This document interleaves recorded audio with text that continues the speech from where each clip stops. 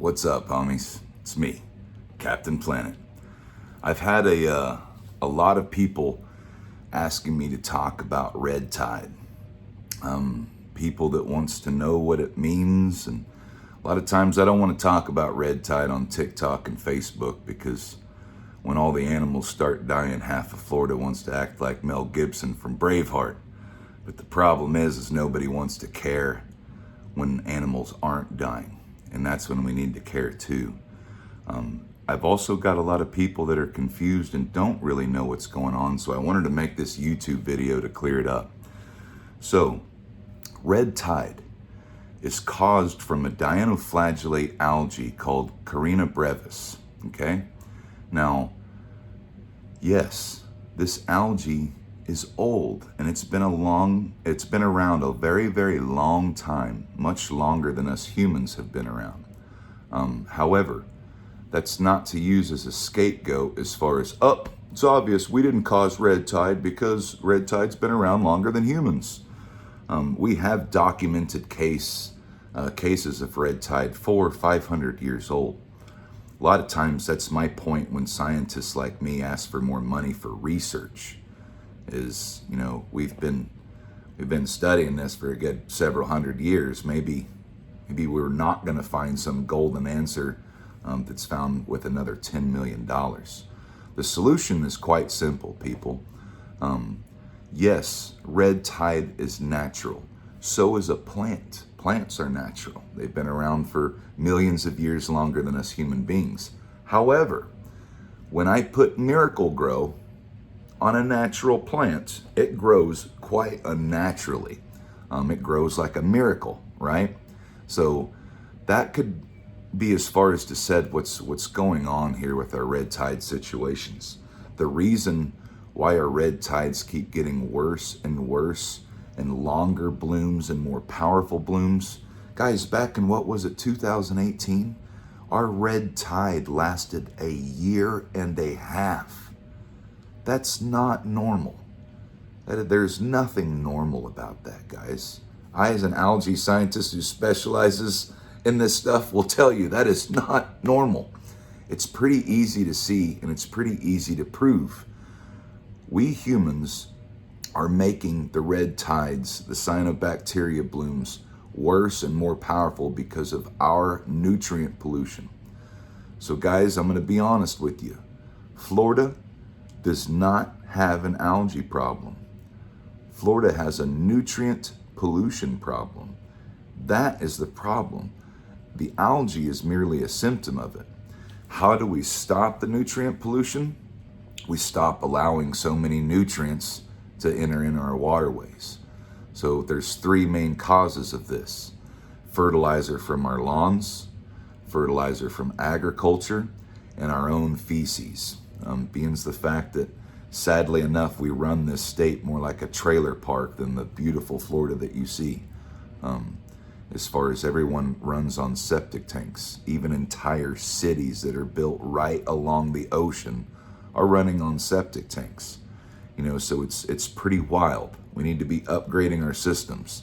Sadly, a lot of these towns realize that it's way cheaper to just pay the fine when you get caught dumping raw sewage into the bays than it is to actually upgrade to the sewage.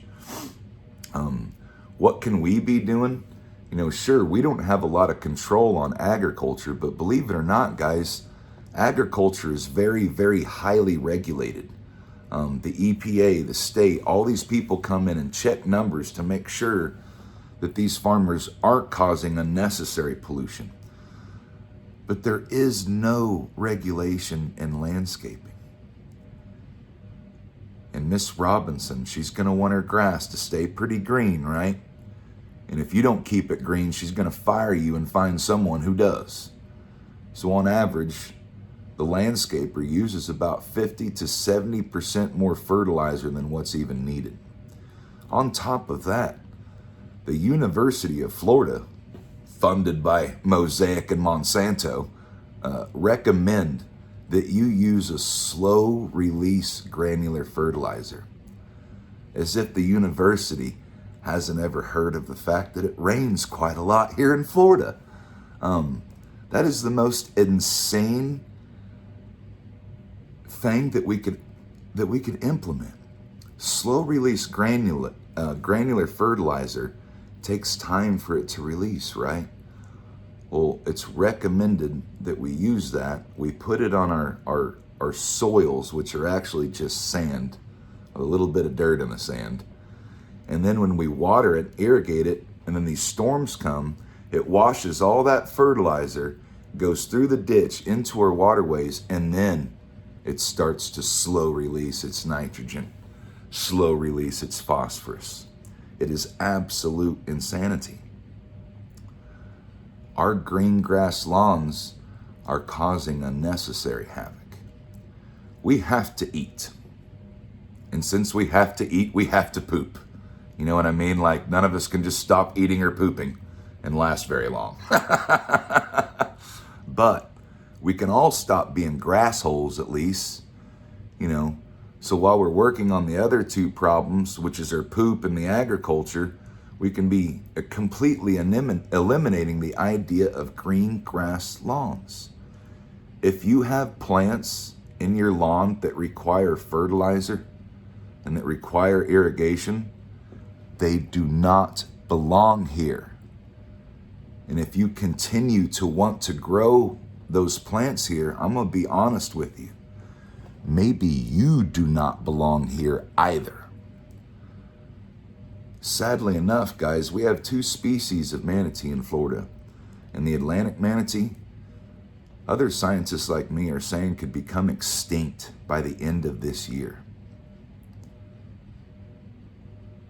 We can't blame Big Sugar in a place where Big Sugar doesn't even exist. We've even gone as far as to proving it's from all the spraying and fertilizing. Everybody dumping so much Roundup and glyphosate that we're literally testing it in our rainwater, guys. Meaning rain that falls from the clouds, I can test it, and it tests positive for Monsanto's Roundup. This is important stuff. I want to start doing some daily YouTube videos for you guys. That way it's not just 30 seconds of TikTok or a minute and a half that people can last on Facebook. I want to start helping educate a little bit deeper into some of these subjects. Plus maybe not have to catch so much heat in the comments. As a guy who has worked his whole life in water quality and helping, sometimes I don't want to argue with dentists and realtors and lawyers about algae. I wouldn't argue with them about law or dentistry or selling houses. But algae and water quality, pollution, it's Captain Planet's thing. You know, I helped get strip mining made illegal in the state of Kansas, where I come from. And I'd like to be putting those efforts here too. You know, because we have phosphate mining in this state, guys. 80% of the fertilizer used in America, phosphorus fertilizer, comes from just east of Tampa Bay. 25% of the world's fertilizer comes from just east of Tampa Bay, Bone Valley. So for every ton of phosphate Mosaic makes and produces, there are 5 tons of radioactive gypsum waste soil deemed so toxic and so radioactive that it's not allowed to leave the property. So they stack it up like mountains. But if you were a bird, you could see that the top of that mountain looks like a lake. It's what they call these settling ponds. That way, like, I don't know, maybe in 100 years it won't be so poisonous, and then our great grandkids can figure out what the hell to do with the problem we made. That's basically their solution. It's like, we don't know, like, we'll be dead before we got to deal with it. I gave a talk called Piney Point, the Ticking Time Bomb in St. Pete 4 days before the Piney Pete leak even happened.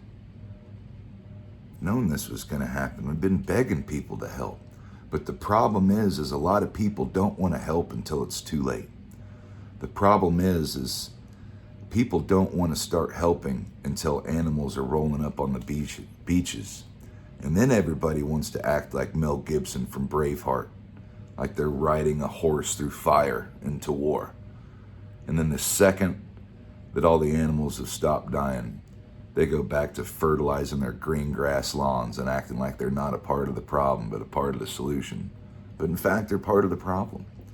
The only time you should have a green grass lawn is in the rainy season in Florida and just happens to be some grass in your yard. You should never be planting that nasty crap. You should never be irrigating.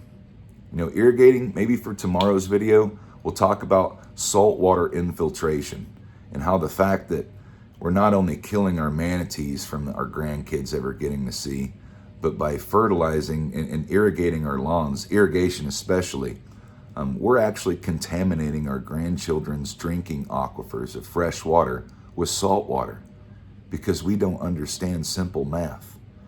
It's more like a game of tug of war. Pull too hard on one side and it goes to the other. Florida is like a peninsula surrounded by ocean, salt water.